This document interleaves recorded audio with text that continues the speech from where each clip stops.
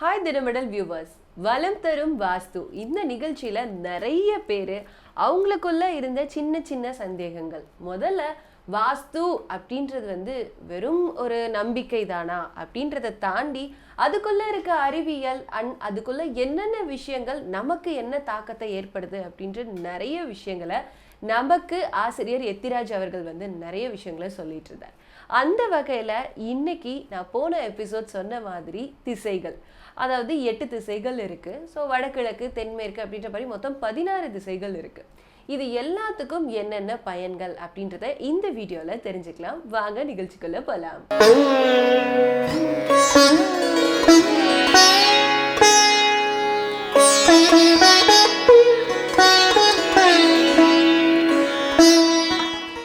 மீண்டும் வலம் தரும் வாஸ்து நிகழ்ச்சியில சந்திக்கிறதுல எங்களுக்கு ரொம்ப சந்தோஷமா இருக்கு. ஸோ சொன்ன மாதிரி திசைகள் 16 திசைகள் இருக்கு. ஒவ்வொன்றுக்குமான பலன்கள் என்ன, அது என்னென்ன காரியங்கள் பண்ணுதுன்னு சொல்லுங்க. சரி, முதல்ல வடக்குலேருந்து ஆரம்பிக்கலாம். ஸோ வடக்குனாவே குடும்பத்தோட பொருளாதாரம். வடக்குன்னா பெண்கள், பெண்கள்னா அந்த பெண்கள் எல்லா பெண்களுமே வருவாங்க அங்கே. இதில் நான் 3 குழந்தை தான், 3 குழந்தைக்கான ஏரியாவும் அதுதான். வீட்டுக்கு வரக்கூடிய மருமகளோட ஏரியாவும் அதுதான். ஸோ ஒரு பாட்டி இருக்காங்கன்னா பாட்டியோட ஏரியா, பாட்டி நம்ம வீட்டில் தங்கியிருக்காங்கன்னா அதுவும். ஸோ குடும்பத்தோட பெண்கள்னா வடக்குன்னு பொதுவான பலனை எடுத்துக்கலாம். அப்புறம் பொருளாதார ரீதியான அவங்களுக்கு எவ்வளோ பணம் இருக்குன்றது எடுத்துக்கலாம். அடுத்து சொத்து என்ன இருக்குன்றது எடுத்துக்கலாம். ஒரு பேங்க் பேலன்ஸ் வச்சுருப்பாங்க இல்லைங்களா, அது எடுக்கலாம். நகையை எடுக்கலாம். ஸோ வடக்குன்னாவே பெண்களுக்கான ஒரு முழு பலனாக அங்கே தான் வச்சிட்ருக்காது. அடுத்தது பார்த்திங்கன்னா வடகிழக்கு. ஸோ வடகிழக்கு 2 பகுதியாக பிரிஞ்சிருக்கு. வடகிழக்குன்றது பெண்கள் மீது தாக்கத்தையும், கிழக்கு வடகிழக்குன்றது ஆண்கள் மீது தாக்கத்தையும் கொடுக்குது. அது வடகிழக்குன்றது பார்த்திங்கன்னா தலை. முதல் வடகிழக்கோட பொது பலன் பார்த்திங்கன்னா தலை, அப்புறம் கண்கள், அப்புறம் மூக்கு, அந்த தலையோட சம்மந்தப்பட்ட எல்லா உறுப்புகளுக்குமே அங்கே தான் வரும். அதுக்கப்புறம் பார்த்திங்கன்னா அதனுடைய இது 2 பிரிவாக பிரிக்கும்போது வடகிழக்குன்றது என்ன ஆகுன்னா, மூத்த பெண்ணு, அப்புறம் மூத்த மருமகள், அந்த குடும்ப தலைவி, அவங்களுக்கான ஏரியாவை அந்த இடம் வச்சுட்ருக்கு வடகிழக்குக்கு. அதனால் புகழ் மூலமாக அவங்களுக்கு அவங்களுக்கு புகழ் ஒருத்தங்க அதிகமாக புகழ் கிடைக்கிறதுனா, அதுக்கு லேடிஸ் புகழை அடைக்கிறாங்கன்னா அந்த வீட்டோட வடகிழக்கு மிக சிறப்பாக இருக்குது. அதில் அடுத்தது பார்த்திங்கன்னா கிழக்கு வடகிழக்கு பார்த்திங்கன்னா ஆண்கள் மீதான பலனங்க வச்சுட்ருக்காங்க. அது எந்த ரீதியில் பலன் வச்சுட்ருக்கா அப்படின்னா, குடும்ப தலைவர், மூத்த ஆண் வாரிசு, அப்புறம் மருமகன், அந்த 3 பேரோட பலன் அந்த இடத்துல வச்சுட்ருக்கு. அவங்க பண்ணக்கூடிய தொழில் மூலமாக அவங்க மிக சிறந்த அவங்க அந்த அந்த பேர் சொன்னாவே அந்த பிராண்டு எல்லாருக்குமே தெரியும். புகழ்பெற்ற தொழில் அவங்க பண்ணக்கூடிய ஒரு அமைப்பு அந்த இடத்துல கரெக்டாக இருந்தால் சரியாக நடக்கும். அதில் அடுத்தது பார்த்திங்கன்னா வடமேற்குக்கு போகலாம். ஸோ வடமேற்குன்னு பார்த்திங்கன்னா பொது பலன் பார்த்திங்கன்னா நகர்த்தும் உறுப்புகளை அத்தனையுமே அதுதான் வச்சுட்ருக்கு. தலை முதல் பாதம் வரை இருக்கக்கூடிய அத்தனை உறுப்புடைய இது பார்த்திங்கன்னா ஆக்டிவ் அங்கே தான் இருக்குது, வடமேற்கில் தான் இருக்குது. ஒரு மூமெண்ட்டுன்றது வடமேற்கோட சார்ந்த விஷயமாக தான் இருக்குது. மூச்சு குழாய், ரத்த குழாய், அப்புறம் பார்த்திங்கன்னா தசைகள், அப்புறம் எலும்பு துண்டு, ஜாயின்ட்ஸு, எல்லாம் நீ ஜாயின்ட்ஸ் எல்லாமே அங்கே தான் இருக்குது. அதில் அதுக்கப்புறம் பார்த்திங்கன்னா அதில் ட்ரான்சாக்ஷன் அங்கே தான் இருக்குது. நம்ம பணம் கொடுக்கறது, நம்ம ஒருத்தங்க போய் உதவி பண்ணுறோன்னா அந்த பணத்தை கொடுக்கறது அங்கே தான் இருக்குது. அப்புறம் வெளிநாட்டு தொடர்புடைய வேலை செய்கிறாங்க, இல்லை வெளிநாட்டில் போய் வேலை செய்கிறாங்கன்னா எல்லாமே வடமேற்கு சம்மந்தப்பட்டது தான் பொது பலன்.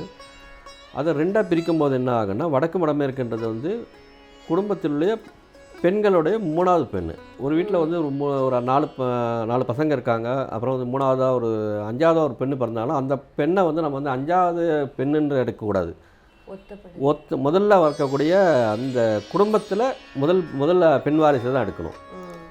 ஒரு 3 பேர் இருக்காங்கன்னா, 3 பெண்கள் இருக்காங்கன்னா 3ஆவது பெண்ணுக்கான ஏரியா அந்த ஏரியாவாக வருது. அதில் பார்த்திங்கன்னா குடும்ப ரீதியான உறவுகளை குறிக்கிற ஏரியா அதுதான். அப்புறம் மேற்கு வடமேற்குன்னு பார்த்திங்கன்னா, நாம் போய் பிறரிடம் வேலை செய்கிறோம் பார்த்திங்களா, இன்னொருத்தர் ஒரு கவர்மெண்ட்டில் எம்ப்ளாயாக இருக்கலாம், இன்னொரு கன்சர்னில் போய் வேலை செய்யலாம். வடக்கு வடமேற்கு பெண்களுக்கான ஏரியாவாகவும், மேற்கு வடமேற்குன்றது நாம் இன்னொருத்தர்கிட்ட போய் வேலை செய்கிறது ஆண்களோட ஏரியாவாக இருக்குது. அந்த இடம் மற்றவங்க கிட்ட நம்ம பணத்தை கொடுத்து நம்ம வாங்கிறது அந்த ஏரியா கிளம்பும்போது நம்ம ஒரு 10,000 ரூபாய் ஒருத்தர் கொடுக்குறீங்கன்னா திரும்பி வராமல் போகிறது, நண்பர்களால் ஏமாற்றமெல்லாம் அந்த ஏரியா வச்சுட்ருக்காது. இந்த ஒரு வடக்குன்றது இந்த 3 பகுதியாக நம்ம பிரிக்கலாம். அடுத்தது பார்த்திங்கன்னா இப்போ கிழக்கு எடுக்கலாம். கிழக்கு எடுத்து வடக்கு, ஆமாம். இப்போ கிழக்கு எடுக்கும்போது வடகிழக்கு நம்ம ஆல்ரெடி பேசிட்டோம். கிழக்கு பார்த்திங்கன்னா வடக்கு பொருளாதாரம் சொல்லி நம்ம சொன்னபோது கிழக்கு பார்த்திங்கன்னா திறன், ஆண்களோட திறன், உழைக்கும் திறன்ன்றது அதுதான். ஆண்கள் ஒரு வீட்டுக்கு வேலைக்கு போகிறாங்களா, இல்லை உழைக்கிறாங்களா, இல்லை எப்படி வேலை செய்கிறாங்கன்றது திறனை வந்து குறிக்கிறது இடம் அதுதான். அதனுடைய அதை கிழக்க வந்து 2 பகுதியாக பிரிச்சுட்டு வந்து ஆண்களுடைய வயிறுக்கு தொப்புளுக்கு மேலே இருக்க பகுதியாக வந்து பாசிட்டிவாகவும், ஈஸ்ட் நெகட்டிவ்னு சொல்லிட்டு கிழக்கு நெகட்டிவ் வர்றது வந்து தொப்புள் கீடு இருக்க பகுதியாக வந்து அது வேலை செய்யும். ஸோ கிழக்குன்னாவே திறன் தான், ஆண்களோட திறன். அப்புறம் வேலைக்கு போகிறவங்க சில பேருக்கு பெண்கள் வேலை செய்கிறாங்கன்னா அவங்களும் அந்த பெண்களும் வந்து அந்த இடத்துல வருவாங்க. வேலைன்றது வந்து பார்த்திங்கன்னா கிழக்கு தான் மெயினாக இருக்க வேண்டியது தான். அடுத்தது பார்த்திங்கன்னா திசை பார்த்திங்கன்னா தென்கிழக்கு. தென்கிழக்கோட பொது பலன் பார்த்திங்கன்னா அங்கே வந்து பார்த்திங்கன்னா தீ விபத்து, திருட்டு, ஒருத்தங்க வந்து நம்மளை வந்து ஏமாற்றிட்டு ஊரை விட்டு ஏமாற்றிட்டு போகிறது, பாழடைஞ்சு போகிறது எல்லாமே வந்து தென்கிழக்கோட பலன் தான் அது. அந்த கிடம்பொழுது, தென்கிழக்கு கிடம்பொழுது இந்த விஷயங்கள் வந்து அந்த வீட்டில் இருக்கவங்களுக்கு நடக்கும். அங்கே பார்த்திங்கன்னா இங்கே வந்து முதல் குழந்தைன்னு சொல்லும்போது அங்கே 3வது குழந்தைன்னு சொல்லும்போது இங்கே 2வது குழந்தை வருவாங்க. கிழக்கு தென்கிழக்குன்றது வந்து 2வது ஆணுக்கான ஒரு இடமா இருக்குது. தெற்கு தென்கிழக்குன்றது பெண்ணுக்கான இடமா இருக்குது. சரி சரி. அப்புறம் பார்த்திங்கன்னா அடுத்தது வந்து தெற்குன்னு வரும். தெற்கில் பார்த்திங்கன்னா இங்கே வடக்கில் என்னென்ன இருக்கோ அதனுடைய மைனஸ் எல்லாமே தெற்கில் இருக்குது. பொருளாதாரம் இங்கே வந்து வருதுன்னா அதை தக்க வைக்குதா இல்லையான்றது அது சொல்லுது. சொத்து இருக்குது, அது சொத்து நிலையாக இருக்கா இல்லை நம்ம கைவிட்டு போதான்றது தெற்கு சொல்லுது. அப்புறம் கையிருப்பு எவ்வளோ வச்சுருக்காங்க, நகை வச்சு எவ்வளோ வச்சுருக்காங்கன்னு வடக்கு சொல்லும். இங்கே தெற்கு அந்த நகை கையில் இருக்குமா இல்லை வளருமா இல்லை தேயுமான்ற நிலையை வந்து தெற்கு வச்சிட்ருக்கு. அங்கே வடக்கில் பார்த்திங்கன்னா ஆண்களுடைய இப்போ கிழக்க சொன்னப்போ வடக்கு பார்த்திங்கன்னா பெண்ணோடைய மேல் வயிறு கீழ் வயிறுன்னு சொல்லி 2 பகுதியாக பிரிக்கிறோம். இங்கே தெற்கில் பார்த்திங்கன்னா பெண்ணோட பேக் போன் சொல்கிறோம். முதுகு தண்டை வந்து தெற்கை வந்து குறிக்குது. பெண்ணோட முதுகு தண்டை வந்து தெற்கு வந்து குறிக்குது. அது பெண்கள்னாவே அந்த குடும்பத்தில் இருக்க எல்லா பெண்களுமே அது தெரியும், அதை வந்து குறிக்கும் அது. அடுத்தது பார்த்திங்கன்னா தென்மேற்கோட பலன் பார்த்திங்கன்னா எல்லா விதமான லாஸும் அங்கே தான் இருக்குது. ஒரு தென்மேற்கில் தான் எல்லாமே இருக்குது. அது வந்து இருக்கிறதுலே நெகட்டிவான பகுதி அதுதான். கேரக்டர் லாஸ் இருக்கும், அதுக்கப்புறம் வந்து சொத்து லாஸ் இருக்கும், அப்புறம் வந்து தொழில் ரீதியான லாஸ் இருக்கும், அப்புறம் காதல் திருமணம்ன்றது அதுதான் அந்த இடத்துல வச்சிட்ருக்கு. அதுக்கப்புறம் வந்து நம்மளுடைய பணம் வந்து நம்ம பிஸ்னஸில் போட்ட பணம் வந்து திரும்பி வருமா வராதான்றது சொல்லுது.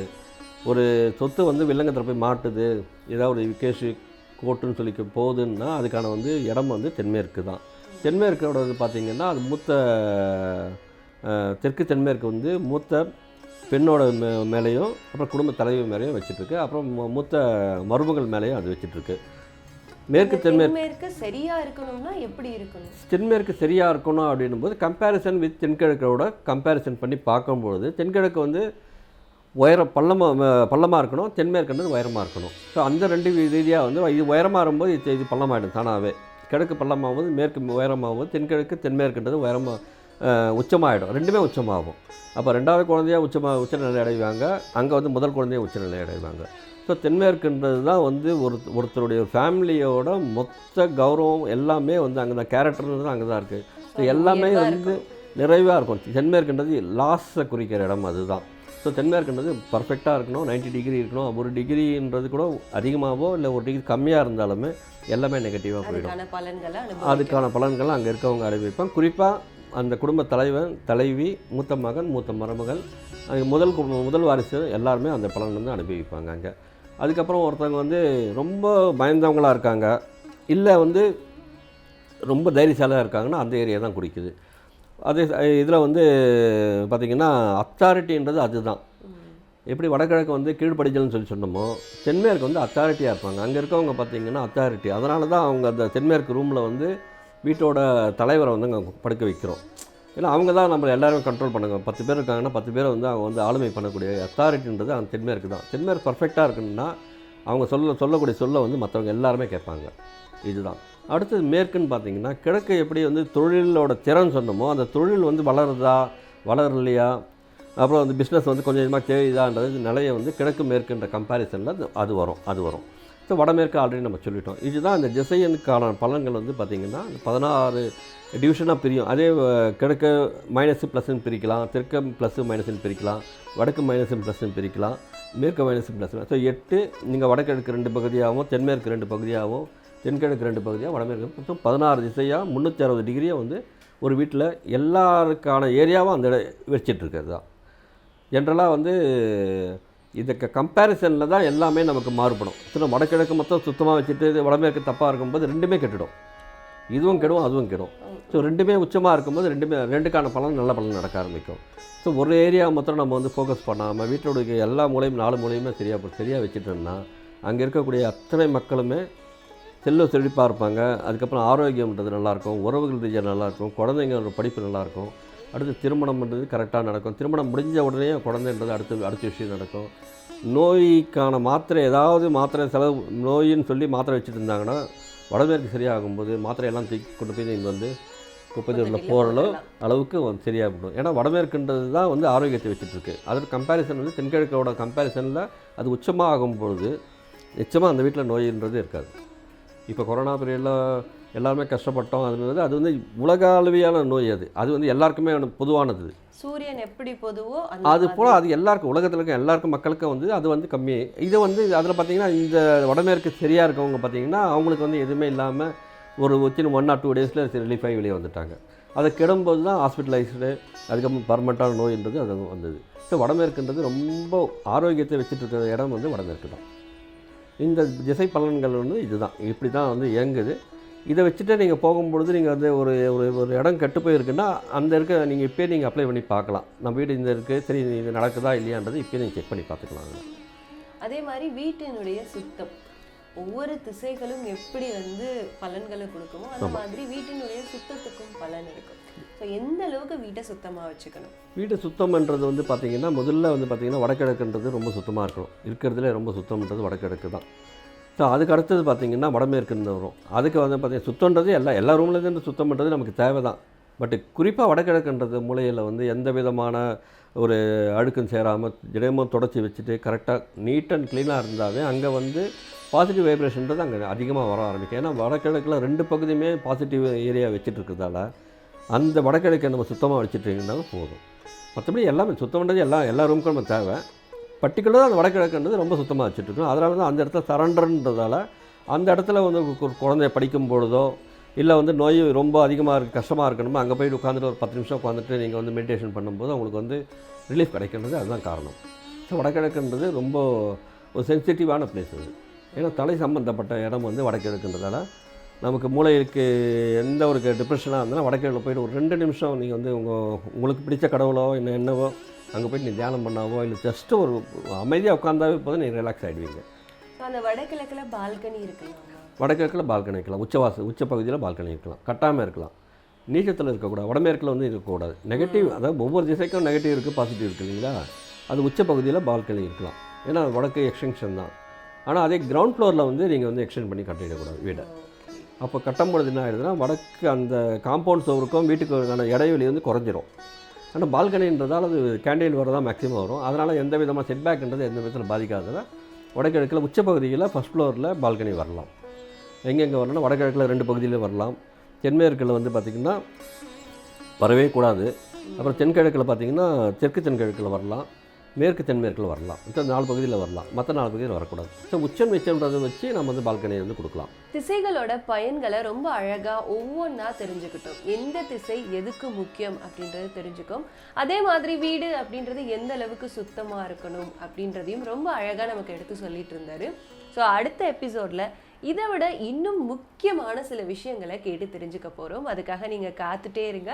அது மட்டும் இல்லை, ஏதாவது சந்தேகம், இந்த இருப்பியல் பற்றின சந்தேகம் உங்களுக்கு இருக்குது, எங்கள் வீட்டில் இந்த மாதிரி இருக்கே, இதுக்கு என்ன பண்ணால் கரெக்டாக எங்கள் வாழ்க்கை வந்து நல்லா இருக்கும் அப்படின்ற மாதிரி சந்தேகங்கள் இருந்தால் தயங்காமல் நீங்கள் மறக்காமல் கீழே கமெண்ட் பாக்ஸில் கமெண்ட் பண்ணலாம். அது மட்டும் இல்லை, நேரடி ஆலோசனை வேணும் அப்படின்னு நினச்சிங்கன்னா டிஸ்கிரிப்ஷன்லையும் நம்பர் இருக்குது, அதை யூஸ் பண்ணி நீங்கள் கால் பண்ணி கேட்டுக்கலாம். ஸோ அடுத்த ஒரு சூப்பரான எபிசோடில் சந்திப்போம். வாஞ்சல் உங்கள் எல்லாருக்கும் வணக்கம் சொல்லி விடைபெறது உங்கள் விஜய் கல்யா.